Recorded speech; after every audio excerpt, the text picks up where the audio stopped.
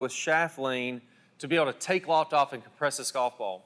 So pros, they're taking about 30% off of the natural loft of the club. All that means is if the shaft is straight up and down at impact, so if I'm hitting the golf ball, I'm standing up out of my posture, I'm flipping, that shaft is going to be straight up and down. I need that shaft to be leaning forward about 15 degrees with my short irons, slightly even more than that if you go all the way into a lob wedge, and then it'll gradually be less and less with your longer irons and going into the driver. The main reason for that is just the ball position changes. So if I got my 9-iron here in the middle of my stance, even slightly back, that's 15 degrees of shaft lean. As this ball gets slightly and slightly farther forward, I don't have to change my swing at all, but if this is the ball position of a 3-iron, all of a sudden there's not quite as much shaft lean. So the cool thing about this, you get it down with a short iron, you get enough shaft lean, and it's going to carry over to all your clubs just by changing the ball position. Really get your short irons down, you don't have to worry about the rest. So here at that 9-iron, I'm launching it at 19 degrees, 19.7, even though there's, again, over 40 degrees of loft on this club, and I'm getting a dynamic loft of somewhere around 30. So if I come over here to my computer, I'll toggle the screen, and we'll see that on that shot, I can highlight it for you.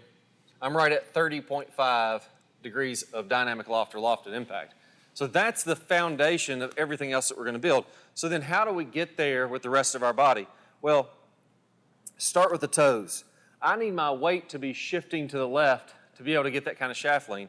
If you imagine if I'm on my right foot here, put all your weight on your right foot, and I'm going to try to get this shaft leaning forward as much as I can. I've really got my arms extended there. Well, it's not really doing much at all. All of a sudden I go to my left foot and my weight is transferring left. Now I can get a ton of shaft lean. So the weight has to be shifting over to the left.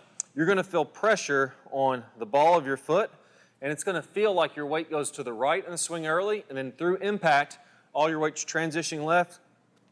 Your left leg is kind of bracing back up into your body to keep you from sliding forward, and it's allowing you to rotate when you do that. So your foot is kind of pushing back up into you, which creates rotation, and it keeps you able to get on your left side without sliding in front of it. That's your first piece. Now your right foot is just as important. You need to be having pressure on the inside of your right toe, and you need to be feeling like the right heel is coming off the ground. If the heel doesn't come off the ground, I can't open my body and get the shaft lean that I need.